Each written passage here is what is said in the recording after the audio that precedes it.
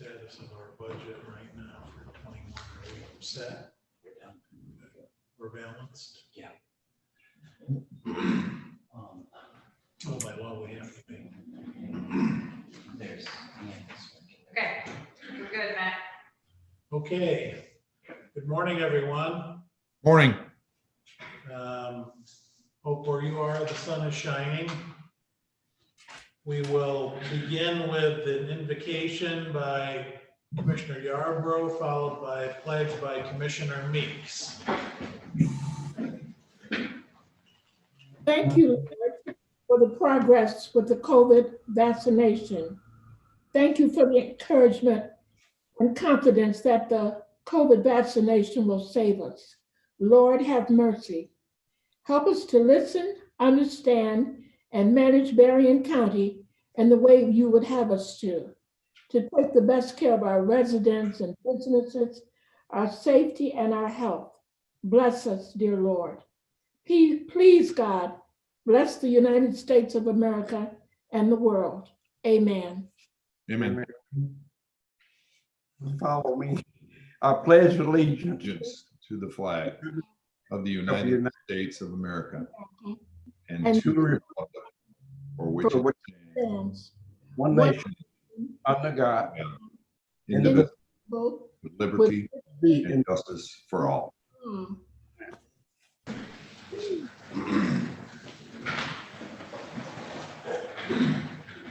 Will the clerk please call the roll? And make sure you state where you're located. Chicory, Live on the shores of Lake Michigan from St. Joseph, I'm zooming. thank you. Curran, I'm present via Zoom from Niles Township, Michigan. Freely, Present from Baroda, Michigan, Zooming. Harrison, Present via Zoom from Lincoln Township. Hugo, Present via Zoom, St. Joseph Township. Hinkleman. He's absent today. Oh, Majeric, Zooming from Niles, Michigan, I'm present. Meeks, present from Ben Charter Township by way of Zoom. Scott, Present via Zoom, New Buffalo Township. Ballrat, I'm here zooming in from Coloma. Yarborough, Present, zooming from the city of Benton Harbor. Elliott. present from the boardroom. Mr. Chair, you have 11 present. Thank you. Minutes from the 19th need to be approved. Is there a motion to do that? Commissioner make that motion. Thank you. Support? Or Ballworth. Ballrat. Supported by Ballrath. Will the clerk please call the roll? Chickering, Yes. Curran, Yes. Freely, Yes. Harrison, Yes. Hugo, Yes. Hinkleman, absent. Majeric, Yes, Meeks, Yes. Scott, Yes. Ballrat, Yes, indeed. Yarborough, Yes. Elliott. Yes. Mr. Chair, you have 11 yeas. Thank you. Madam Clerk, do we have communications? Yes, you received 2 communications, a form letter from the email address advocacy@bluestatedigital.com with the name and no address regarding Michiganians deserve a fair election in November and beyond, received on November 18th. Kalakaska County Board of Commissioners, a resolution recommending the impeachment of Governor Whitmer, received on November 24th. That's all. Thank you. Sheriff, you have something for us? Yeah, I'm going to have the undersheriff recognize several deputies that went above and beyond why they were working their shift and helped save people's lives. So, but I want to, besides what these 4 deputies did, I want to say that on a daily basis, the men and women that go out and serve and protect do an awesome job for us. So, Under Sheriff, I'll turn it over to you. Thank you. So as commissioners know, many times we come before you with life-saving awards. So both the 2 incidents I'm gonna go over are going through the awards committee process within the department. The first one happened on Sunday, November 22nd. I believe some of you may have seen a video on this. It was in Niles Township at East Main Street and Oakview Drive at about 3:40 p.m. on November 22nd. Our deputy, Nathan Withington, along with Trooper Lund from the Michigan State Police, both responded to a vehicle crash. Upon arrival, they found a Ford Ranger pinned under, a driver pinned under a Ford Ranger. Trooper Lund and Deputy Withington, along with a passerby, were able to lift the vehicle off the subject, and Trooper Lund pulled him out. At that time, he was not breathing. They checked for a pulse. There was no pulse. Deputy Withington performed 15 to 20 compressions before an AED was attached, and the subject started breathing again. So the efforts of both the trooper and a deputy, and I want to give credit to the passerby that helped as well to get the subject out from under the vehicle, and the CPR that was started helped him regain consciousness and breathing, and then Smackus ambulance took it from there. So we applaud him. You may have seen WSBT did a story on that with some of the body cam video from that incident. The second incident, more recent, December 1st at about 4:50 a.m., we had a house fire at 1390 Leisure Lane, which is an apartment complex in Niles Township. When our officers arrived, they found an air conditioning unit on one of the apartments was on fire and was getting into the roof. Deputy Ched France and Deputy Herskin, along with Sergeant Burnett from Buchanan City Police Department, went door to door within the apartment complex. The residence where the fire started, there was nobody in that apartment, but they went to 3 other units and woke up and got 4 people out of that apartment structure. So, they did a good job. Obviously, a lot of fire personnel arrived after that, but the work of Deputy Herskin, Deputy France, and Sergeant Burnett are to be commended. So I know when we talked to Administrator Doucette, wanted us to just kind of give you a brief overview. There was a press release done, referenced the structure fire, but wanted to make sure you are all aware of that. Yay. Thank you. Yep. So we will most likely, due to COVID, we have talked about, we will be doing a Facebook Live event where the sheriff will present the life-saving awards. A lot of times you have given us the opportunity to do that at a commission meeting, but we understand with the criteria we're under right now, so we'll probably be doing that with a much smaller Facebook Live event to recognize the officers individually. Thanks, Chuck. Thank you. Yeah, thank you. I'll be glad when COVID's over and we can all get back in this room and do it live. Yeah. Yeah, it's truly outstanding. I mean, there's someone who's literally alive because of them. Just to follow up on that statement, if you haven't watched the link that I sent to the Board of Commissioners, the chest cam video is actually pulled into that news story, and it's impressive. So if you haven't seen it yet, please take a look, and if you need me to resend it, just let me know. All right, very good. Thanks, Sheriff, Under Sheriff. Appreciate that, and it's going to be a good Christmas for someone and their family because of the efforts of these Sheriff's Department deputies. And yeah, I mean, every second counted in that situation, and thank goodness they got there and knew what to do when they arrived. Paul, if we'd been there, we would have lifted the car for them, but I'm glad they were able to manage without us. That's right. Thank you. Committee reports. Yes, did someone have something? All right, we'll go to admin committee and then finance. Hey, thank you, Matt. On Wednesday, November the 25th at 9:30, we held a administration committee meeting. We have 5 resolutions for your approval today. And 2 of those resolutions were discussed by Caitlin Sampsell, our 911 director.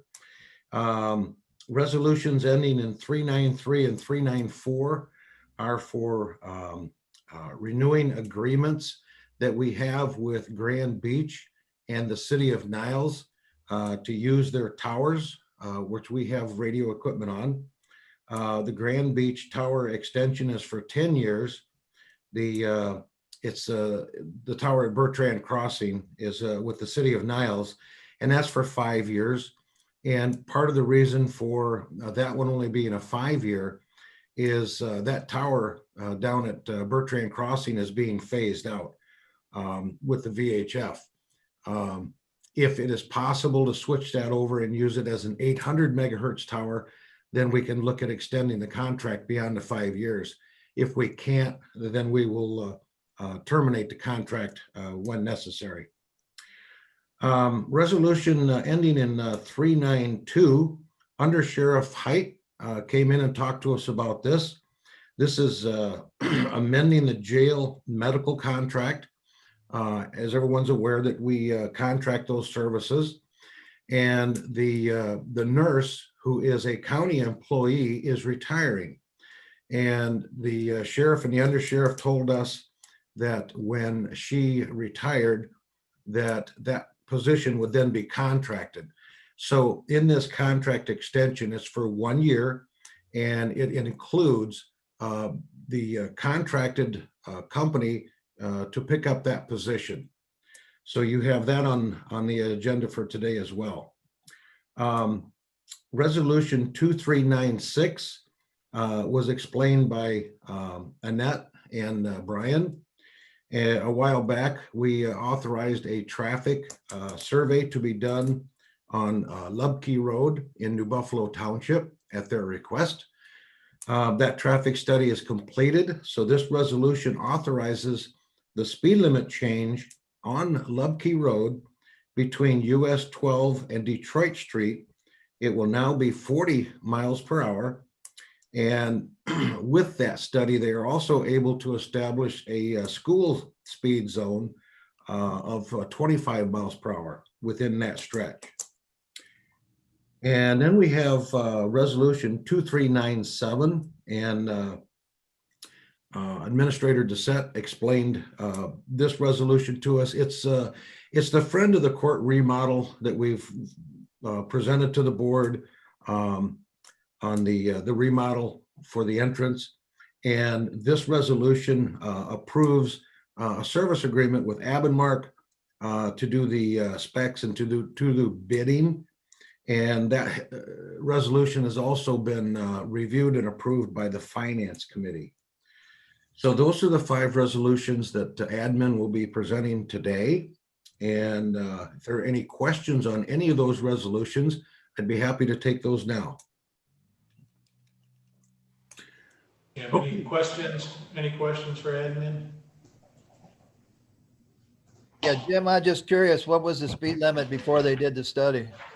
On Lubke Road? Yeah. I really don't know. I could probably defer to Ezra. I believe it was unmarked, so it was 55. Is that correct, Ezra? I believe it will. Okay, thank you. Thank you. I'm just curious. Yep. Okay, if there are no other questions. Jim? Yes, sir. Yeah, I just want to make one. At the school, that was always at a school zone of 25. So I don't think that changed at all. It was the stretch from the school out to US 12. Okay, then that would reestablish or keep that as a 25 zone then. Okay, great. Thank you, Ezra. If there's nothing from the committee members, Mr. Chairman, that's our report. Thank you. Madam Chair of Finance. Yes, thank you. Good morning, all. We had a very good meeting today. A number of departments came to us. This is the end of the year, and so we have the task and bringing it to the full board of we must spend money. Yay. There was $377,000 that our Economic Community Development Director, Dan Fetty, brought to us. This is through the CARES Act, and we must do all that we can to have these dollars committed, not necessarily completing the projects, but have the dollars assigned to eligible activities to be able to use this money. The dollars are we already have them. And so what we've discovered is that much of this money must be used for low to moderate income populations. And so our departments and administrators are working to see where it can be spent and that it would be where it would be best used. And we have to have it all allotted by December 30th. And there is a resolution that Director Fetty was going to bring to us next week, but we asked, why couldn't we do it today? It will need the signature of our chairperson, Elliot, and he's right there in the building. And so I asked Dan if he would come to our committee meeting and just tell us for a minute some of the things that you plan to do. If you would do that, Director Fetty, I'd appreciate it. Certainly. Can everyone hear me? There we go. Okay. All right. Well, as Commissioner Yarborough pointed out, one of the issues that we're having is we need to determine how to utilize this money in a way that demonstrates a benefit to a low to moderate income population. That basically would entail almost all of Berrien County. But certain ongoing costs that we have as a government wouldn't be eligible for reimbursement under this program. We've looked at some of the technology upgrades and so forth, and those are internal government operations that don't necessarily qualify. So instead, what we're looking at is the protective measures that we put in place to protect the public in our own facilities, the PPE that we've acquired over the last few months, the PPE that we will have to acquire moving forward into next year. These are the kind of things that we can demonstrate actually serve a low to moderate income community, because it provides, again, for protection and for the access of government services that normally wouldn't be available during a period that we're closed.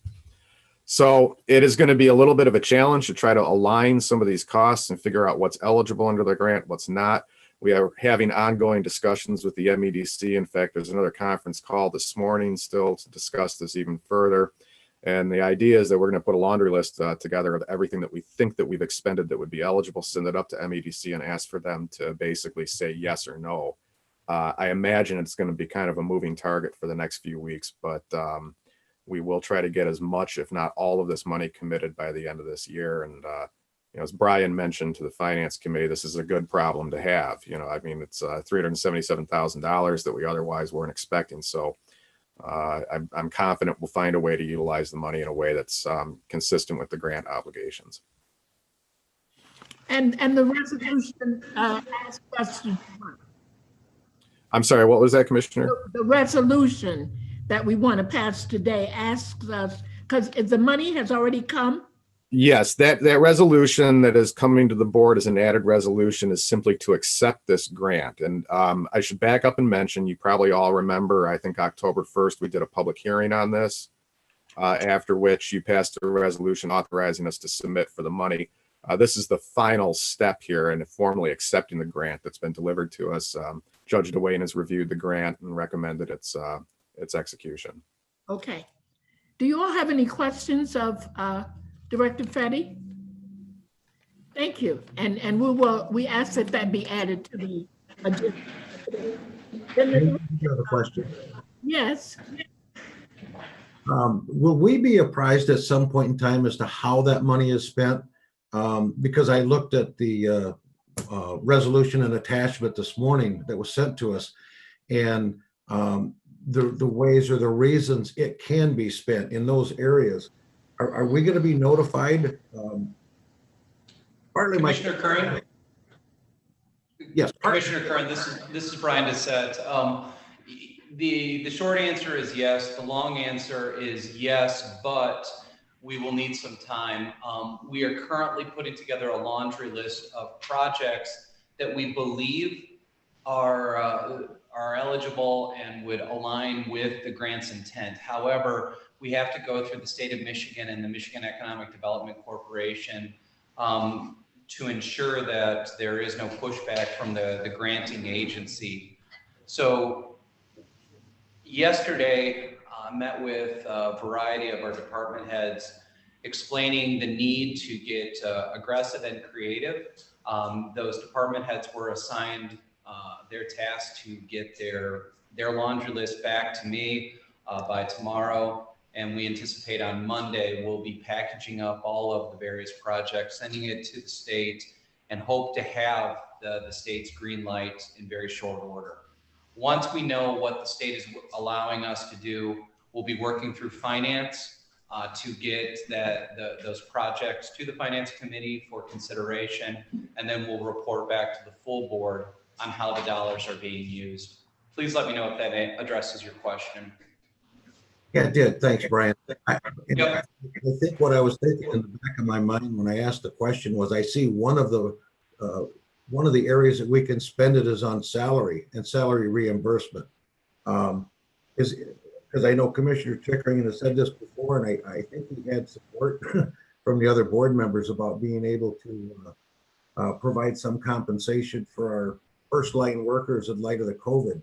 Any thought about maybe incorporating something like that into that grant? I think sir, I think you were reading my email from about 9:30 last night. That's actively being discussed right now, trying to figure out if that is in fact an eligible expense. PHSC has for months been calling out some of the unfairness tied with state of Michigan's hazard pay program. We've used the example of jail staff, deputized jail staff getting $1,000 of hazard pay while the jail cooks sharing the exact same space were not eligible. Similar for the juvenile center, similar for the health department, and on and on. So that is one item that we're looking at. We're also looking at expenses tied to essentially Zoom, setting up rooms, setting up the courts, allowing for greater remote access for public meetings. We are looking at anything and everything because the message that I've offered to staff is we don't want to send a nickel back to Lansing. These are dollars that can be used here, used to benefit the residents of Berrien County, and it's incumbent upon us to get creative in how we get these dollars allocated. Okay, thanks, Brian. I appreciate you guys looking at that because I think it is something to be looked at, and I appreciate that very much. Hey, haven't you heard you mention the Zoom? Does that mean Annette's going to get a stipend for all the Zoom work she's done? Nice. I like that. I vote for that. May I kind of say to Administrator Doucette and to the commissioners that if you think of something or if you wonder about something, call him and put it in his head. What we have done as a finance committee is made ourselves available so that should we need to meet, during the week of Christmas or New Year's, so that we're available if it's, a need to pass something or to make things happen, knowing that we have December 30th to get all of this done. Okay. Very good. Yes. Should I continue? Next item. Yes, please. Katie Montoya came in to talk to us. She works with the Land Preservation Board that was created in 2004. And they meet once a year.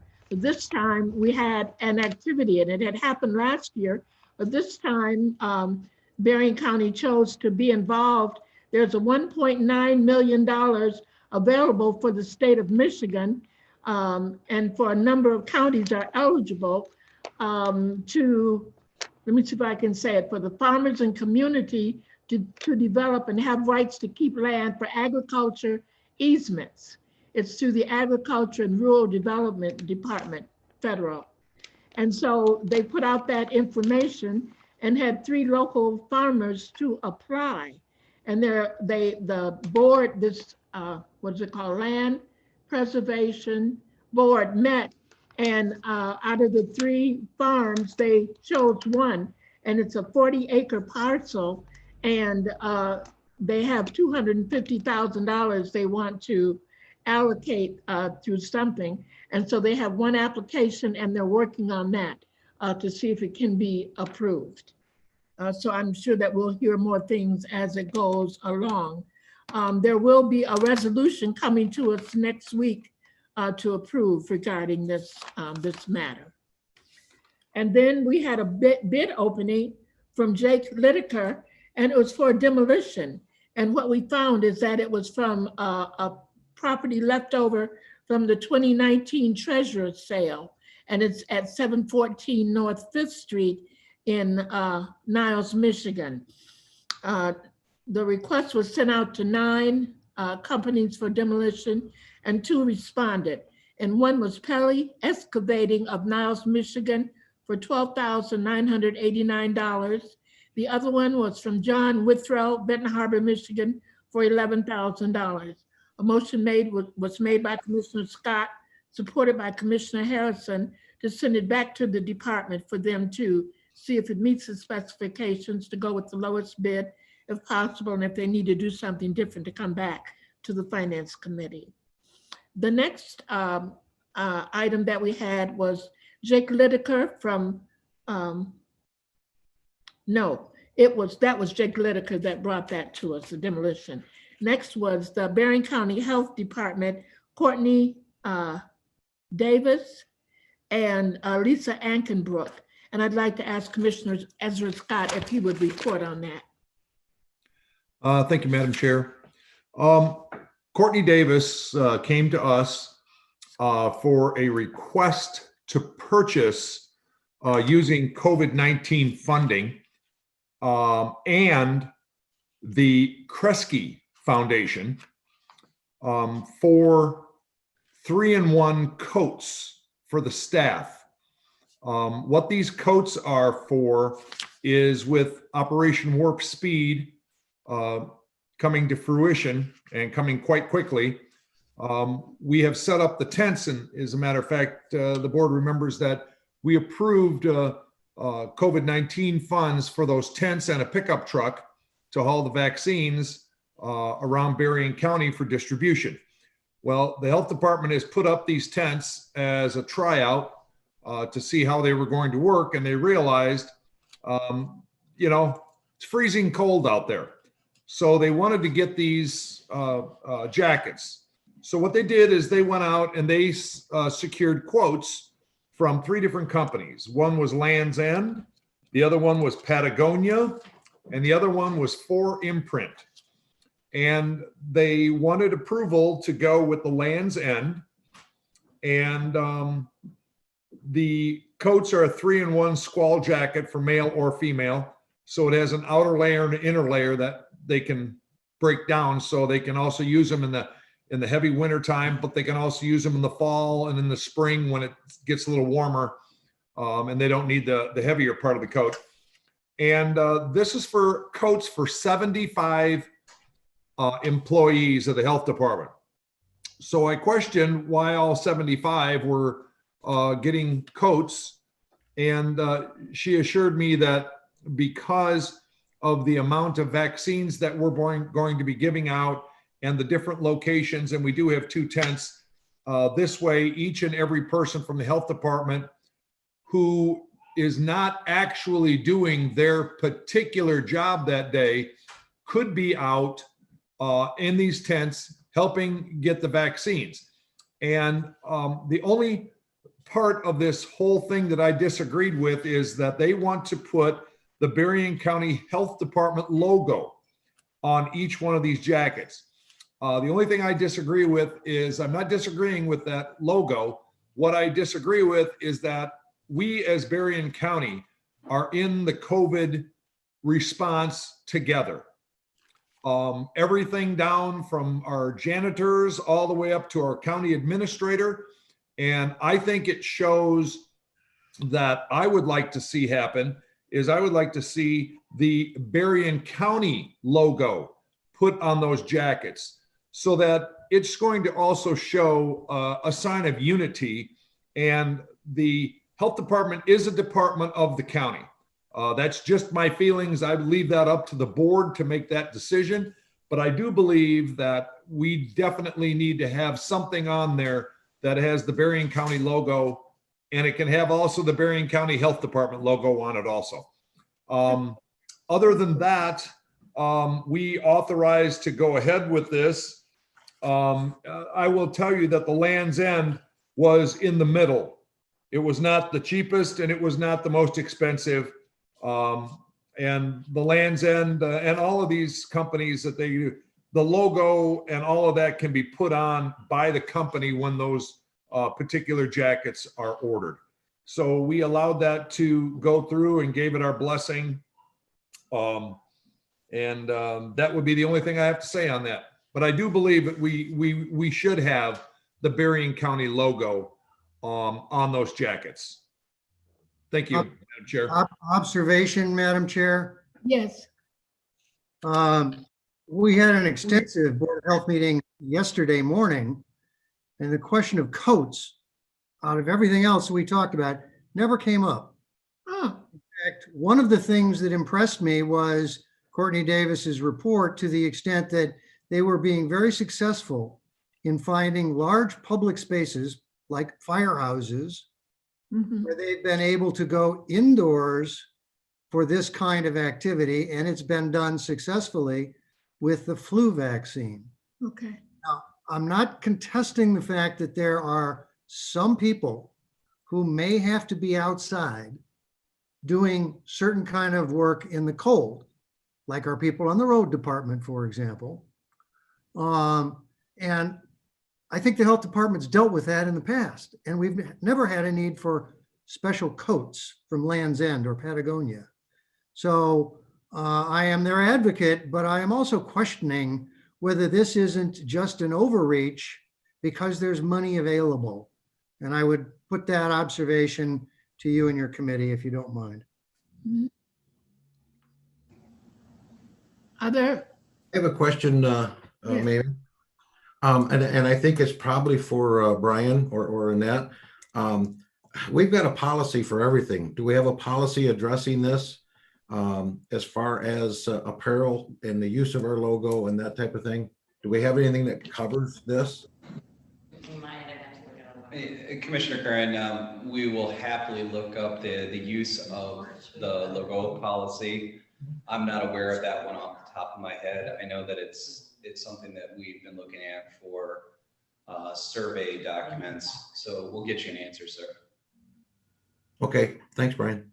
And may I say that what Courtney Davis let us know is that these dollars from the Kresge Foundation, they've had it for over a year. And I think they have to use it before December 30th. And so maybe they were trying to think of, but there is no doubt that we have 2 tents, and they did set them up for the flu shots that they did. That they will be used. And I think from our EOC meeting, we heard that yesterday also that they did have, or we're going to use some fire stations. So I believe for this COVID inoculation or vaccination, it's going to be very intense. You know, I mean, going on a lot of places with a lot of activity. Maybe. It's good that they have those jackets knowing our weather. And I wondered if they were going to get snow pants also, thinking about how I wrap my children up in the winter. But I guess if you all have anything more you want to say, but I was fine with I don't know why they didn't mention it, at the health department, but I'm fine with the coats being purchased. Yes. Maybe.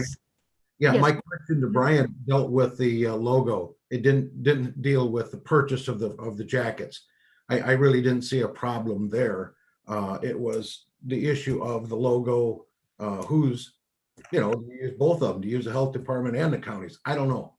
Yeah, I don't know. Just for the board's understanding of, I've emailed the health department just in the last couple of minutes, asking that a secondary mock-up be prepared, which displays both Berrien County and the health department logo.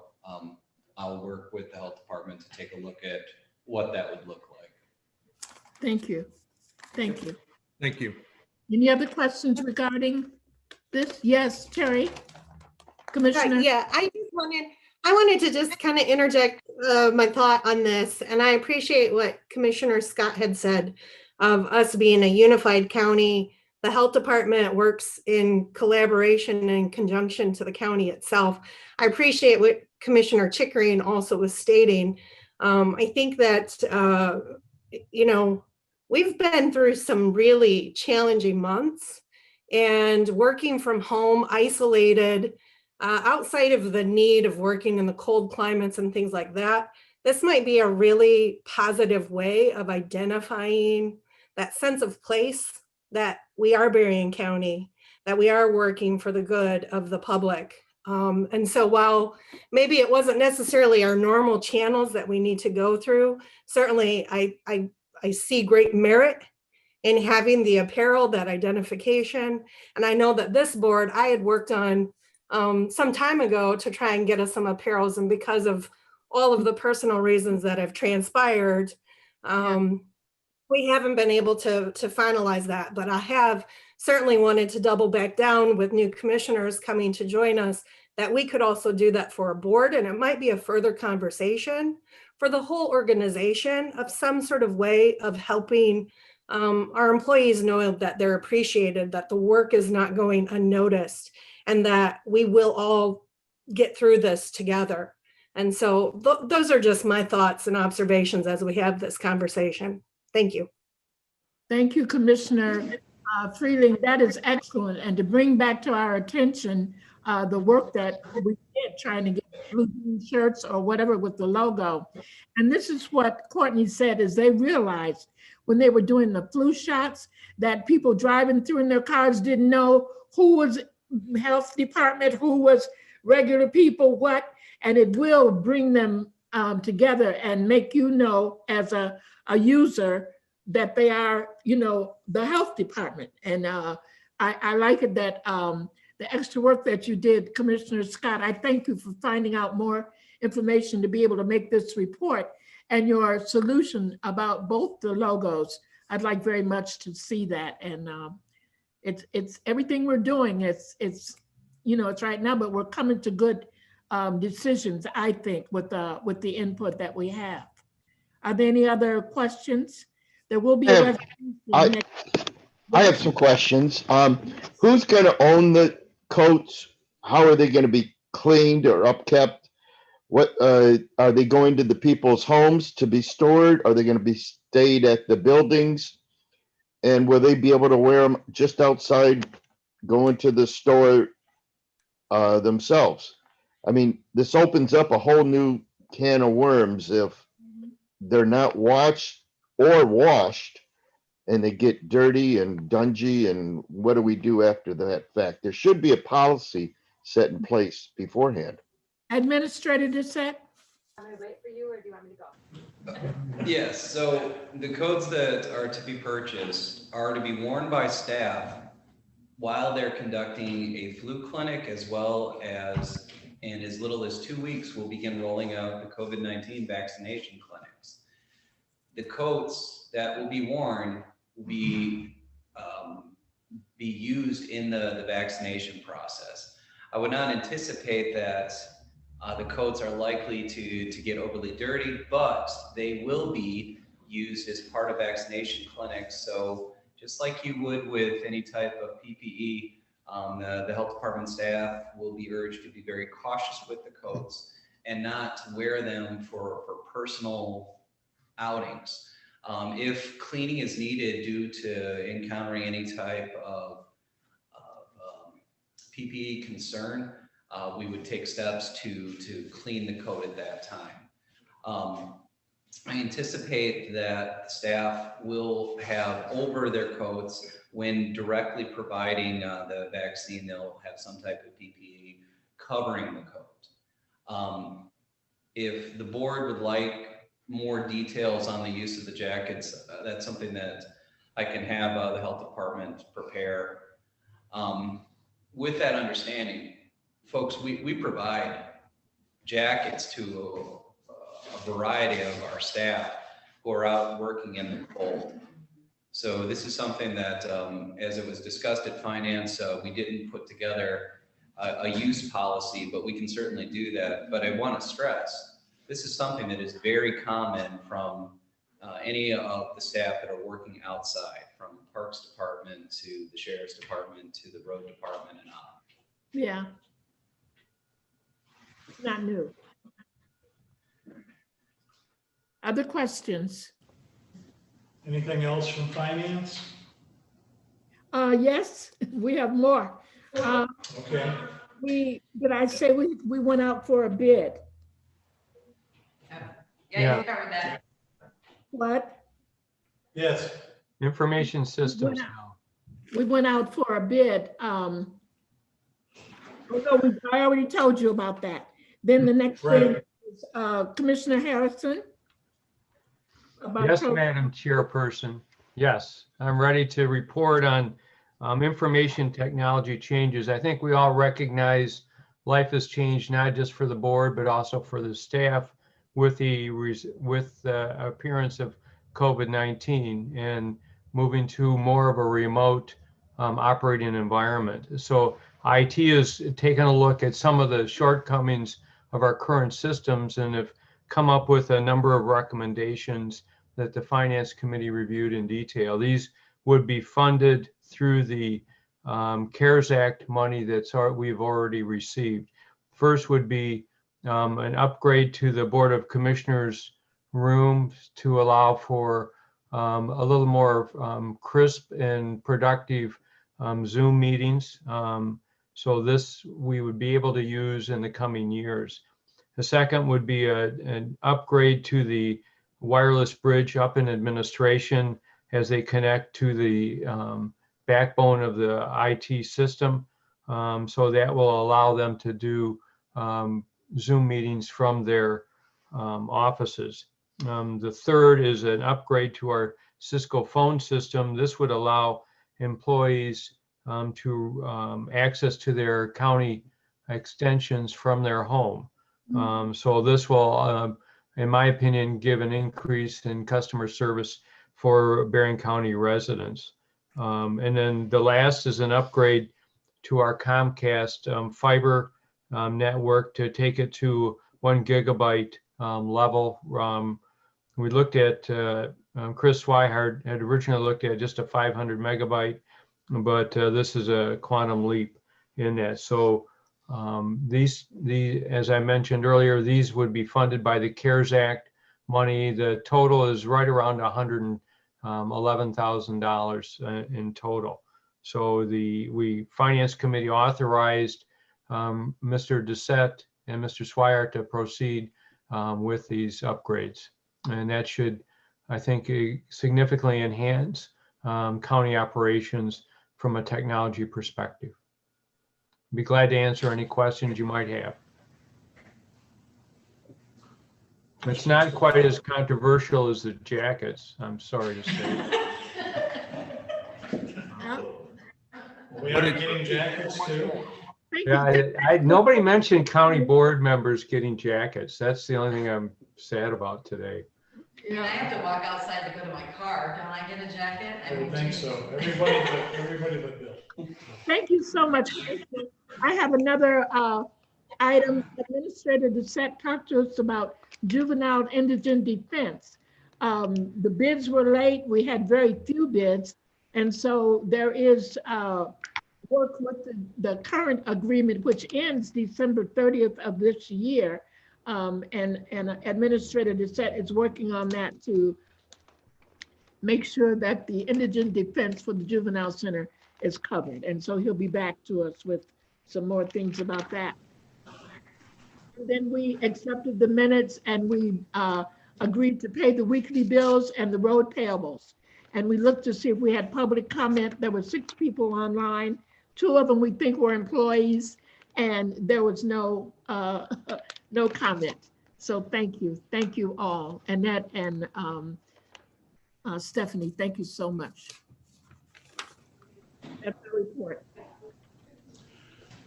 Any other questions for finance? If not, we'll move to public comments regarding resolutions. Now, we've got an added resolution from finance for the community development block grant funds, which Dan was talking about, I think, with Mamie.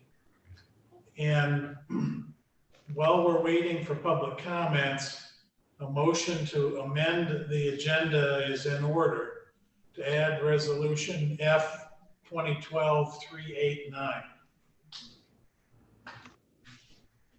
And consent calendar. To add it, well, actually, we're adding it as a resolution. I'm going to have to read it out loud because we can't put it on the consent calendar because that calendar's already been circulated for public review. So it would be to add this resolution to the agenda. And once we're done with the consent calendar, this resolution would be read by me and then voted on. Okay. If there, when we'll need a 2/3 majority vote to amend the agenda to add this resolution. Commissioner Scott, I'll make that motion to amend the agenda and add the resolution F 2012-389. Very good, thank you. Is there support?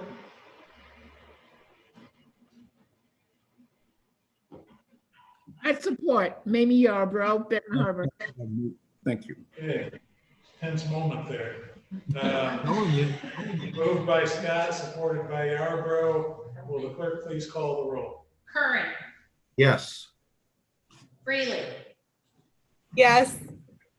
Harrison, Yes. Hugo, Yes. Majeri, Yes. Meeks, Yes. Scott, Yes. Walrath, Yes. Yarborough, Yes.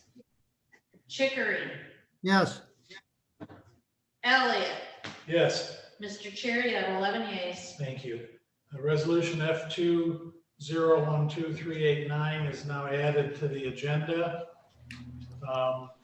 Any comments at this point about the consent calendar? I have no comments. Mr. Chair, From the public, I meant. Mr. Chair. Go ahead.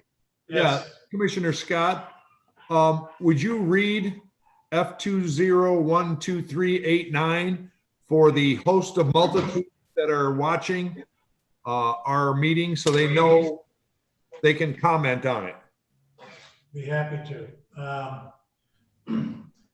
I can read it now just so folks out there in cyber world know what has been added to the agenda. It says, whereas the Michigan Strategic Fund has awarded Berrien County $377,362.61 in community development block grant funds for reimbursement of unexpected costs to prevent, prepare, and respond to the coronavirus. And whereas all funds for the CDBG CARES shall be deposited in Fund 2820. And whereas County Corporate Council has reviewed and approved said grant agreement. Now therefore be it hereby resolved that the Berrien County Board of Commissioners authorizes the chairperson of the Board of Commissioners to sign the grant agreement on behalf of Berrien County. Be it further resolved that an annual audit shall be conducted in accordance with Federal Circular A133 under the Single Audit Act. Be it further resolved that the County Administrator Brian Doucette and Director of Community Development Dan Fetty are approved to sign any requests or reports that need to be submitted to the Michigan Strategic Fund as required. That is the resolution coming from Finance. We'll wait another minute or two on that one, but if there's nothing about items on the consent calendar, we'll go ahead now and entertain a motion to move forward with the consent calendar. Haven't had any requests to pull anything, so is there a motion to approve the consent calendar? So moved, Commissioner Scott. Commissioner Moved by Meeks. Scott, moved by Scott, supported by Meeks. Any discussion? Hearing none, will the clerk please call the roll? Freeling, Yes. Harrison, Yes. Hugo, Yes. Majerick, Yes. Meeks, Yes. Scott, Yes. Walred, Yes. Yarborough, Yes. Chickering, Yes. Curran, Yes. Elliott. Yes. Mr. Chair, you have 11 yeas. Thank you. Back to the added resolution, F20123889. While we're awaiting public comment, we'll go ahead and entertain a motion and support to approve that resolution.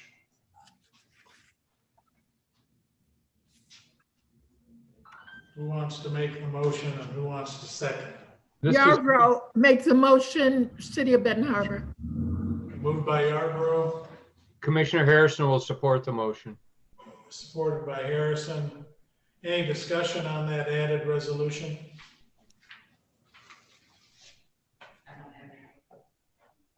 Does anyone want it read again? No, not necessary.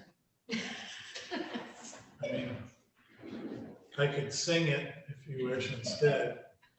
All right, it's moved and supported. There's no discussion. Will the clerk please call the roll? Harrison, Yes. Hugo, Yes. Hugo, Yes. Majerick, Majerick, He's muted. Yes. He's waving. hang on, I'm asking him. There we go. Okay, Meeks, Yes. Scott, Yes. Walred, Yes. Yarborough, Yes. Chickering, Yes. Curran, Yes. Freeling, Yes. Elliott. Yes. Mr. Chair, you have 11 yeas. Okay, the CDBG CARES resolution is approved. I think that's it for resolutions. Dan, thank you for being here in case anybody had any other questions. We'll move on now to commissioner reports. Anybody have anything? Bill?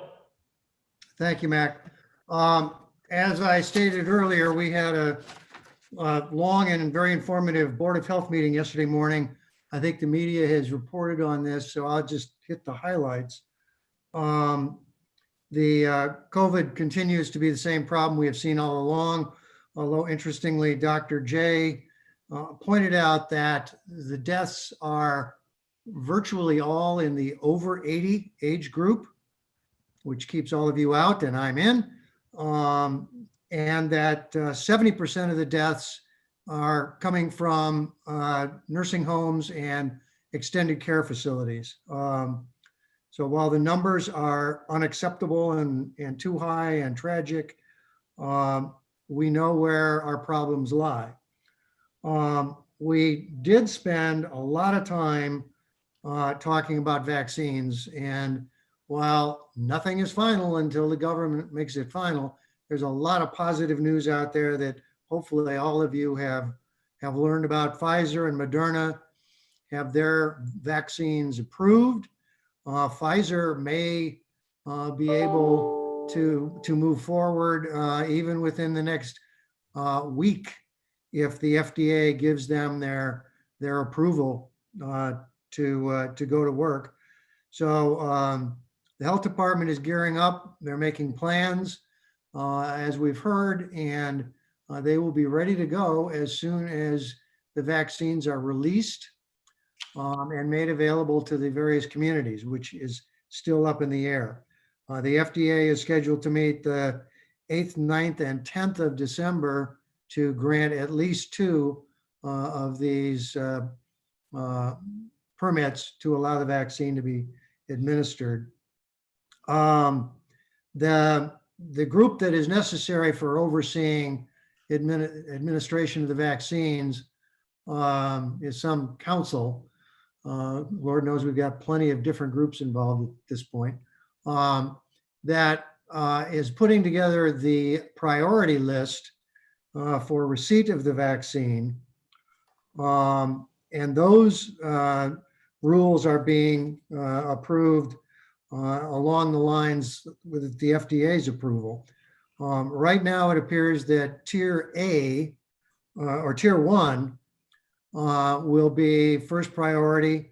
They're in 3 categories. A is healthcare, frontline workers, and those in long-term care, extended care, the most vulnerable. The second are essential workers within the pandemic, which could be any number of frontline categories. And then the third category, the C category, are those over 65 and those with chronic conditions.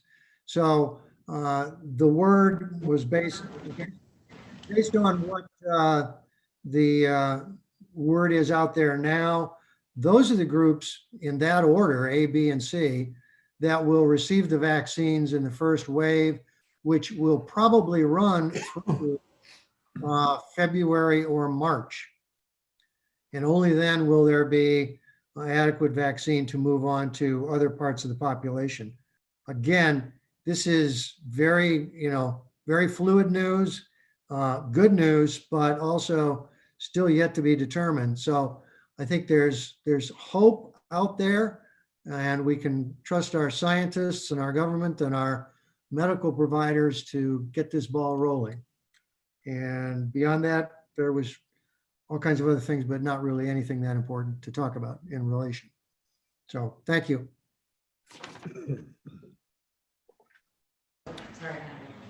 Anybody have any questions for Bill? Thanks for that update. Anyone else have anything to share? Yes, Mr. Chair, this is Commissioner Scott.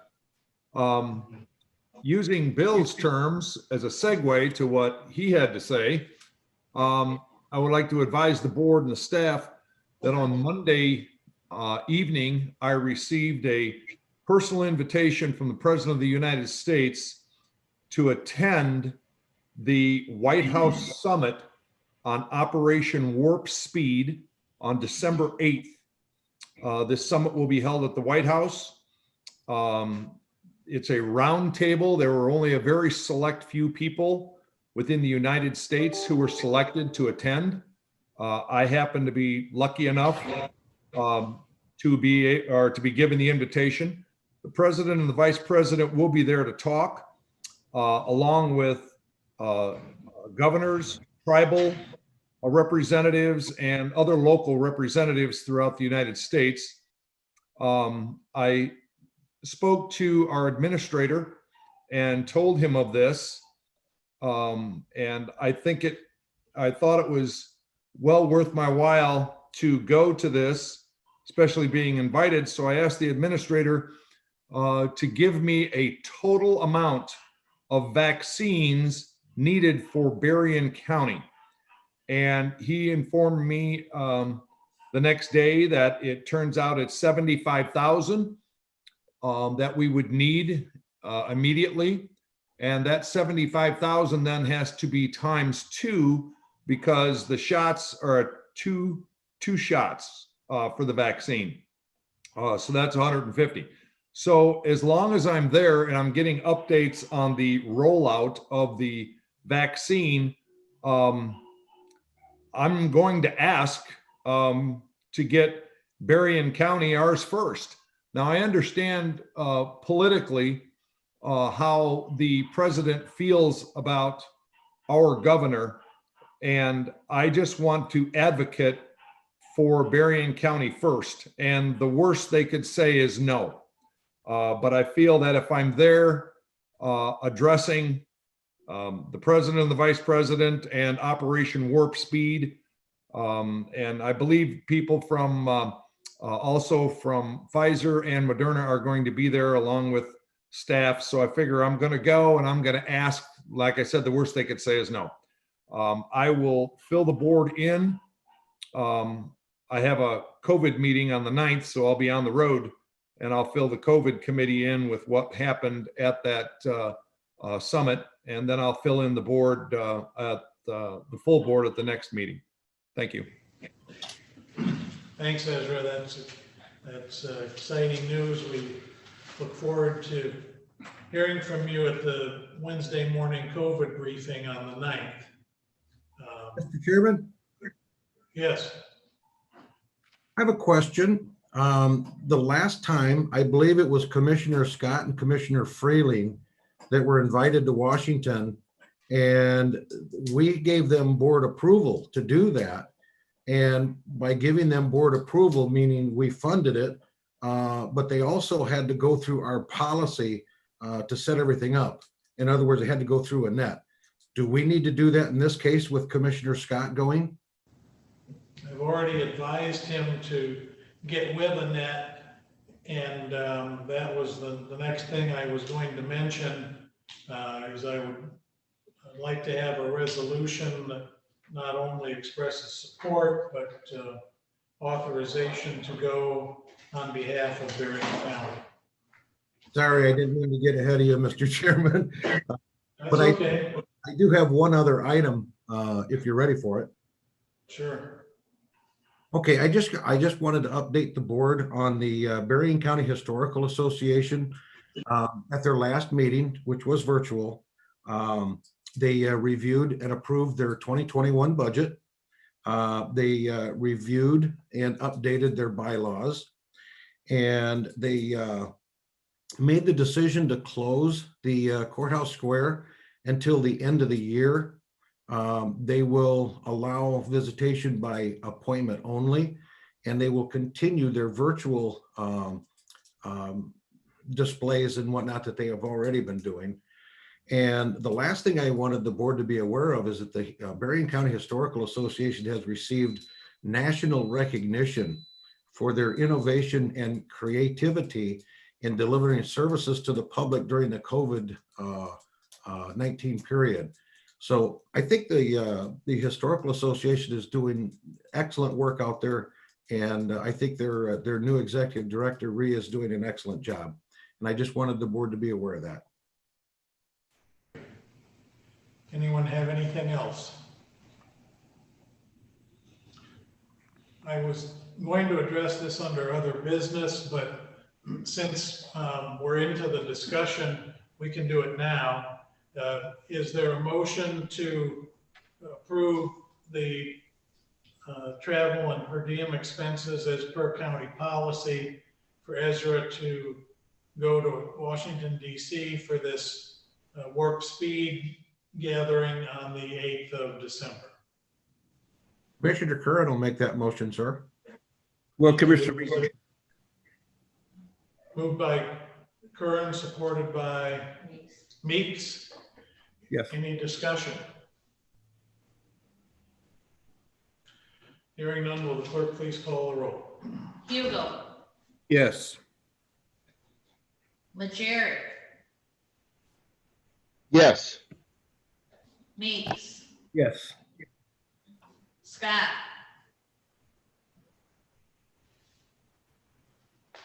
Ezra, you want to vote so you can go out east? Yes, I'm sorry. That's okay. is he sorry or yes he wants? Yes, All right. I was muted. Yes. Yarborough, Yes. Chickering, Nothing personal, Ezra. I abstain. Curran, Yes. Freeling, Yes. Harrison, Yes. Elliott. Yes. Mr. Chair, you have 10 yeas and 1 abstention. Very good. Thank you. Oh, you don't have 10 yeas. You didn't ask me. Well, So I vote yes. Meeks, sorry. I didn't give a vote. Nobody, you didn't say my name. I thought I heard it. Yes. Dave, what say you? I checked it. Is it? I say, yeah. Okay. All right. Now it's 10 yeas, 1 absent, 1 Well, abstention, right? People talking over Okay. other people. Bullshit. Okay, Ezra, if we can, we'll get you a jacket to wear that has the logo on it.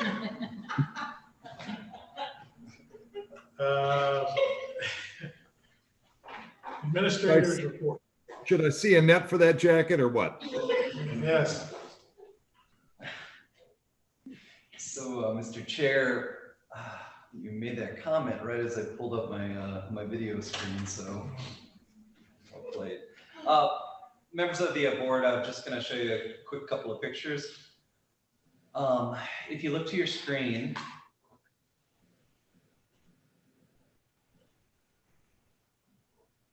so up on the screen is the work on Silver Beach from Monday of this week. And our contractor has just been doing an excellent job. We met on site with the project engineer, as well as representatives from our Parks Department and representatives from the City of St. Joe. So as of Monday, the project was at about 40% completion, and they're on schedule to have this thing wrapped up in the middle of December. The timing of the on-site meeting was really appropriate because there's about a half dozen people out surfing, and the waves are absolutely battering the shoreline. So just another quick picture to show you that was Monday. And Jill Adams was out on site this morning, and she sent me a picture from earlier today. And you can see that the contractor continues to progress, and these green barriers are the HESCO barriers, and they've been set up just in the last day. And those are temporary control measures that'll be on site for the next year or two as we wait for the water levels to recede. So again, contractor consistently has been impressing our team with the quality of their work, the speed of their work, and then to get the HESCO barriers in place. I just smiling ear to ear, just knowing the wave conditions of the last couple of weeks. So project is nearing completion. That's great. Yeah. What can you tell us about the state of the 2021 budget? May I ask? Yes, ma'am. Chairman Elliott, so we went with 2 things. Are those green things filled with sand? Is that what that is? Yeah, so that product is, the brand name is HESCO, HESCO. Okay. And it's a product that's often used by the Army Corps of Engineers, and it's used for everything from flooding control to it's actually used by the military for the assembly of essentially temporary bases. So it's pretty, it is a wire cage with a like a fabric or mesh inner, and then it's just filled with sand. So pretty easy to put together. They are put in place. The wire cages actually are able to be connected. So as you build a temporary wall, by the time you get a couple of dozen of these things in place and filled with sand, it becomes a very strong and robust system. Now, it's temporary.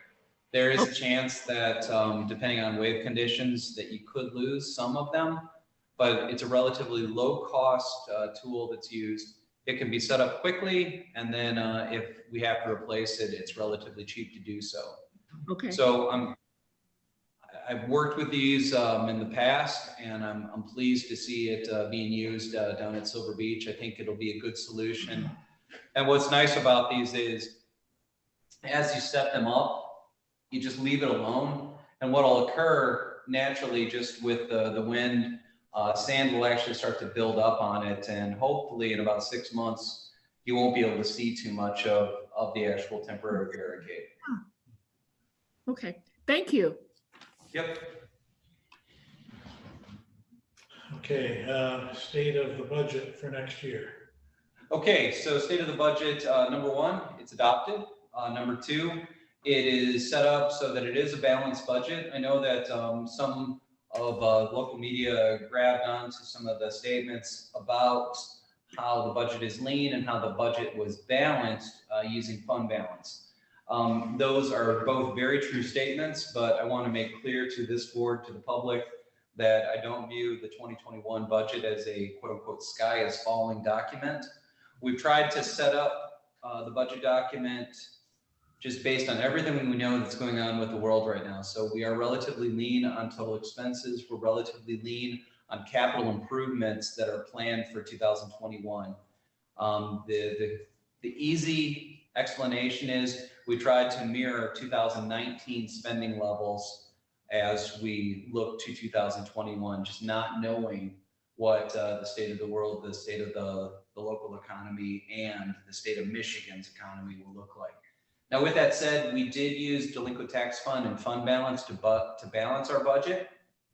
So we are drawing those down, but generally speaking, as it relates to fund balance, you're going to go from slightly over 40% to right around 39.5%.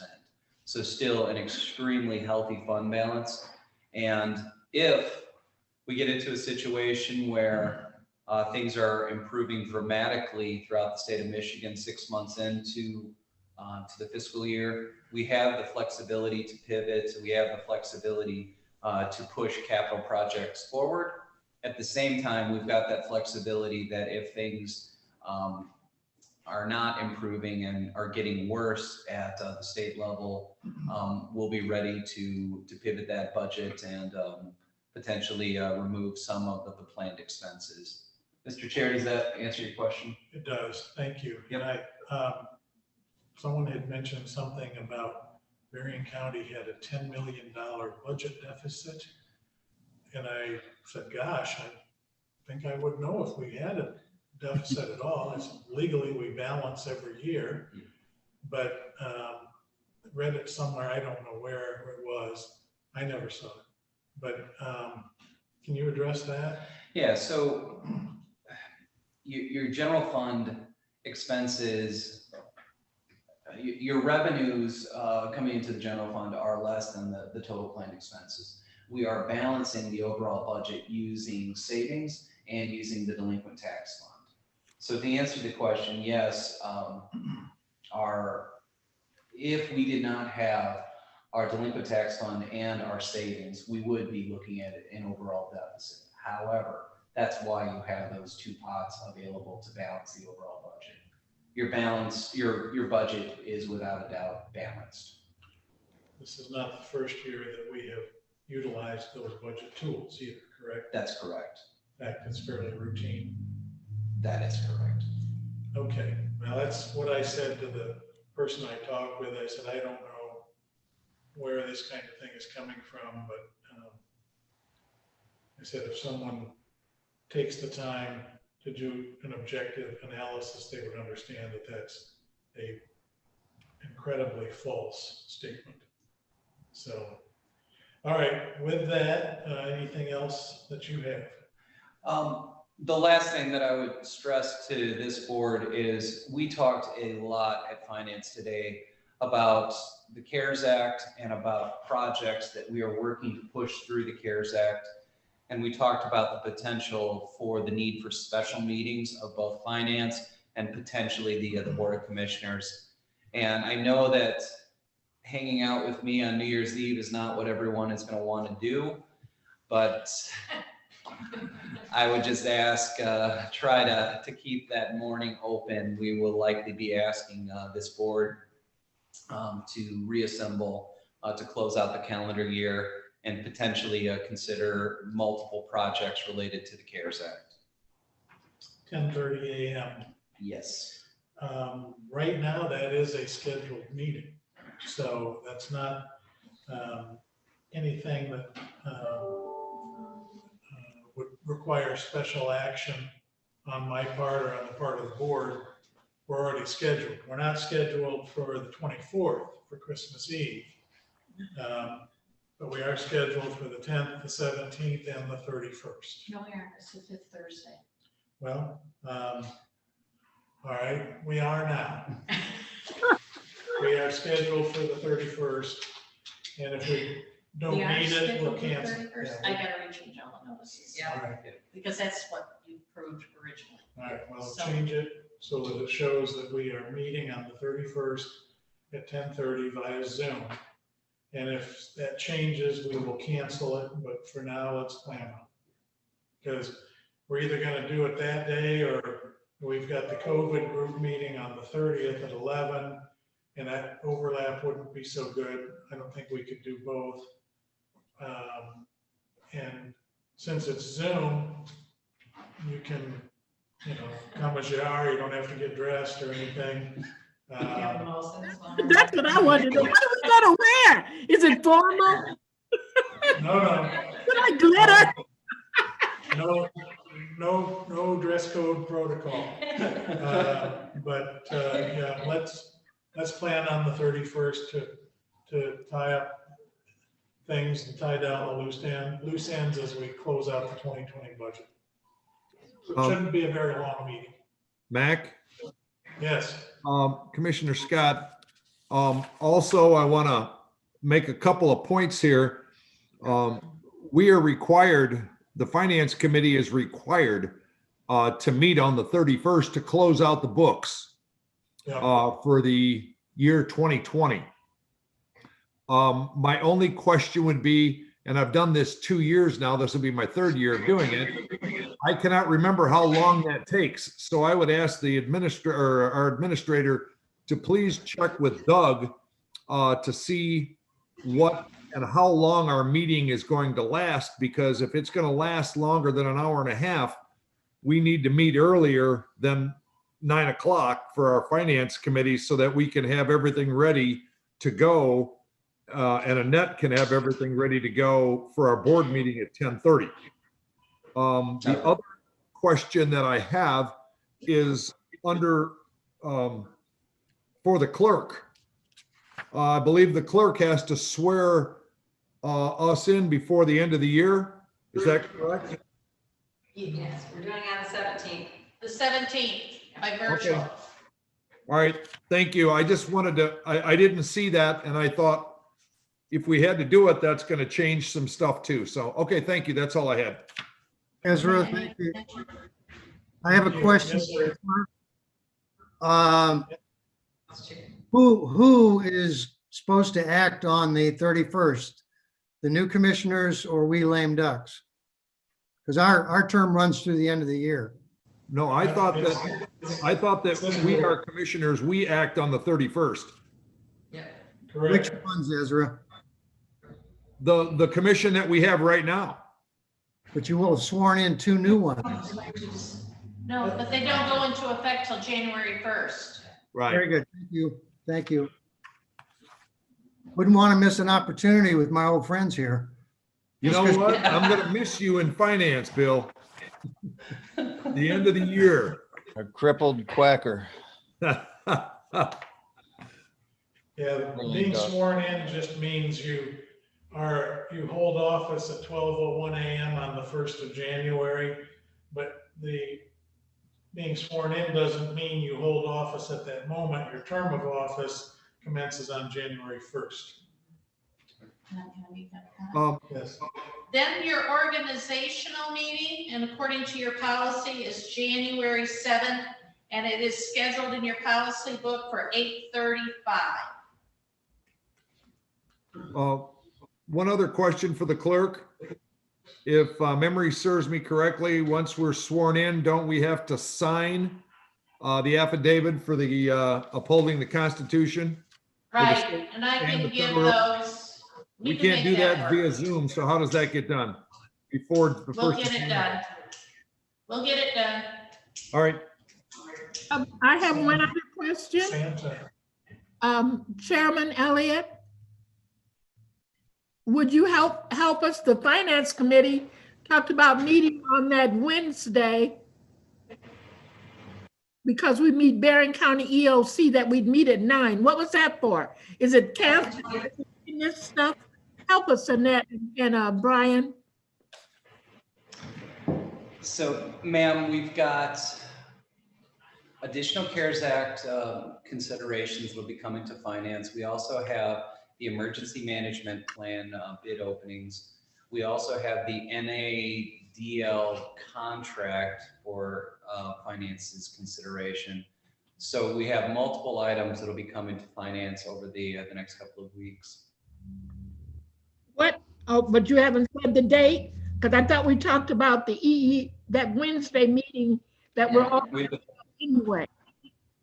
Yep, so finance will be meeting, we talked about December 23rd. In addition to your December 17th, December 23rd, and then likely your December 31st. Not the 17th, I don't think.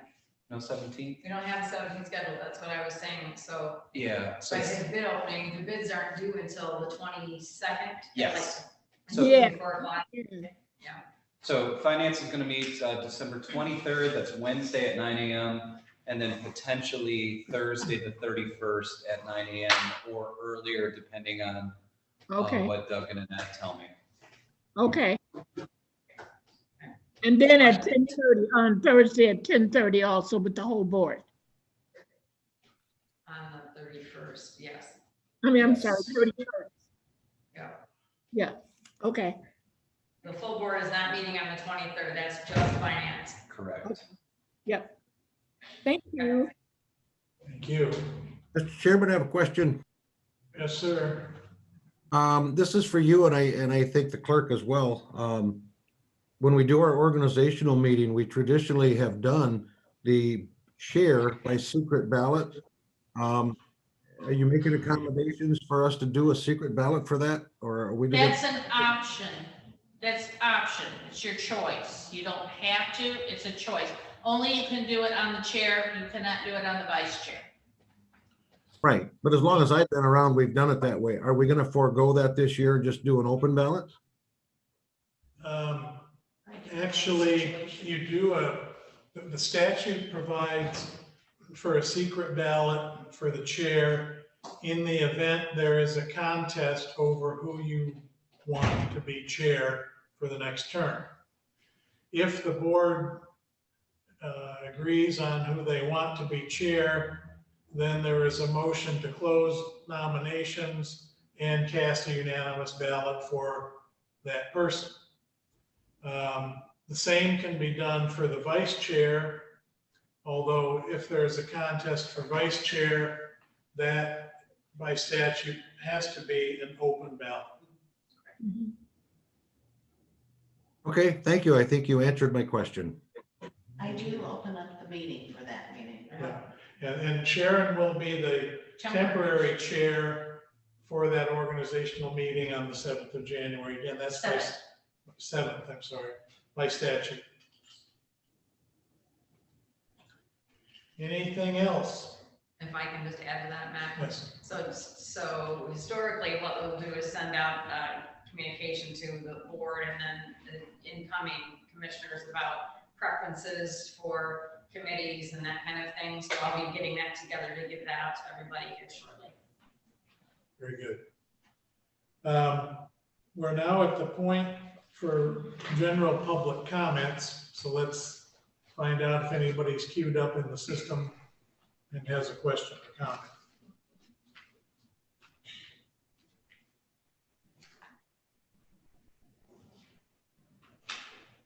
All right. Adolph Peltzer of Hager Township. Questions: who is paying for the vaccine? Tony Benhart from Sodas Township. Hopes that the county can start printing money. And made the comment that the operator who is doing the Silver Beach work is as good as an operator. He watched him on Sunday. And I don't believe we have any others. I'm just going to double check here.